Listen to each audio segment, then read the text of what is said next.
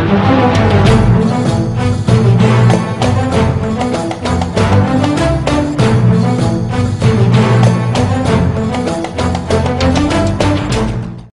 araw, ako ang inyong likod, Kenneth Reyes, mula sa Bulsu Mass Communication Students Association.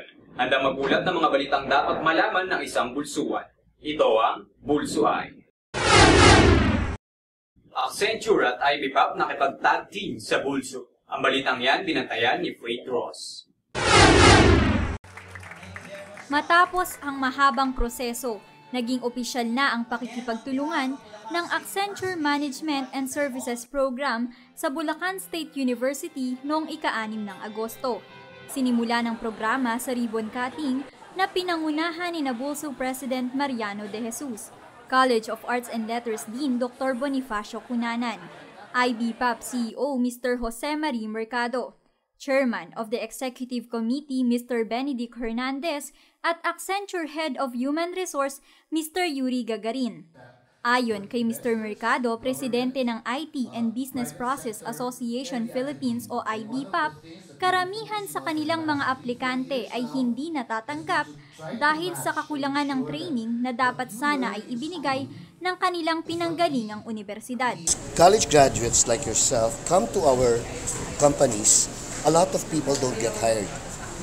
And what we found is that there are gaps in the skills that you learn in school and the skills that we need in our industry, in the BPO industry. So what we did was we said, okay, we need to fix this. We developed the courseware, which became the service management program. Ipinahayag naman ni Dr. Cunanan na sinisikap ng College of Arts and Letters na lalo pang mapaunlad ang kurikulum sa kolehiyo sa tulong ng iba't ibang industriya sa lipunan. The key idea here is inclusive growth. Dapat hindi lang isang aspeto ng lipunan ang lumalaki. Kaya nakita niyo naman sa ating okasyon na yung bago nito, we improve the curriculum in partnership with the industry. Our curriculum is getting industry and market driven, and we have partners from communication industry. Upang ganap na maisakatuparan ang layuning pang-akademya, inilapit nila ito sa Commission on Higher Education o CHED at hindi naman nabigong makuha ang pagsang-ayon ng institusyon. Dinaluhan din ang programa ni Malolos City Mayor Christian Natividad at kanyang hinimok ang IBPAP at Accenture na mag-invest dito sa Malolos.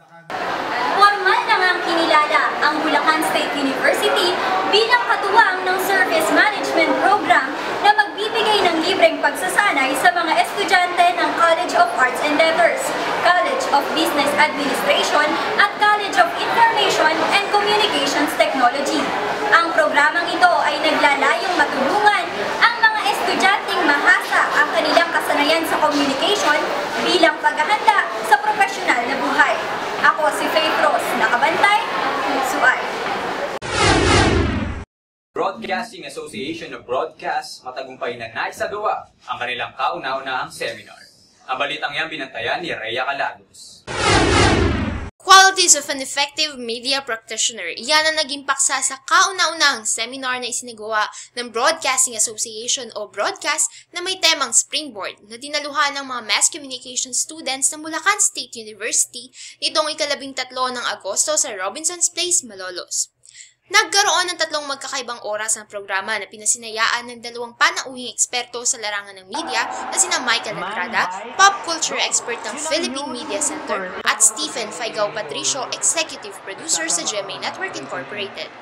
Tinalakay ni Andrada sa una at ikalawang batch ng seminar ang mga katangiang kinakailangan sa pagpasok sa larangan ng media at ipinaliwanag niya ang kahalagahan ng mga ito. Critical thinking. Second, sound ethical decision making. Third, accuracy. Fourth, fairness. Sa pagtatapos ni Andrada ay nag-iwan siya ng mga katagang, We are not fault finders. Rather, we are truth seekers. Nagbigay din siya ng mensahe para sa mga estudyanteng naghahangad maging isang matagumpay na media practitioner sa hinaharap. Ang media practitioner ay hindi hiwalay sa society, no? Hindi lamang tayo simpleng writers or reporters, We are also citizens of this nation. That's why we have the great responsibility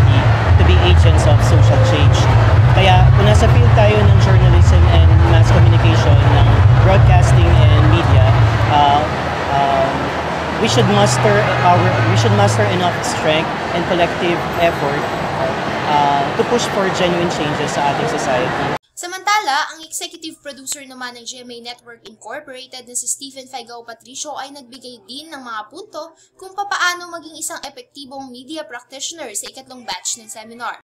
Ayon pa kay Patricio, panahon na para baguhin ng mga estudyante ang nakasanayang lifestyle at simulang alamin ang mga nangyayari sa lipunan upang maging isang epektibong mamamahayag sa industriya ng komunikasyon. Ang seminar na ito ay magsisilbing gabay sa mga mass communication students upang maging isang responsableng mamamahayag sa hinaharap. Rhea Calagos, Nakabantay, Pulso Eye. Para sa iba pang balita, maglagon sa www.facebook.com/bulsumangsa. At yan ang mga balitang binantayan ng Bulso News Update. Ako naman Kenneth Reyes, magandang araw.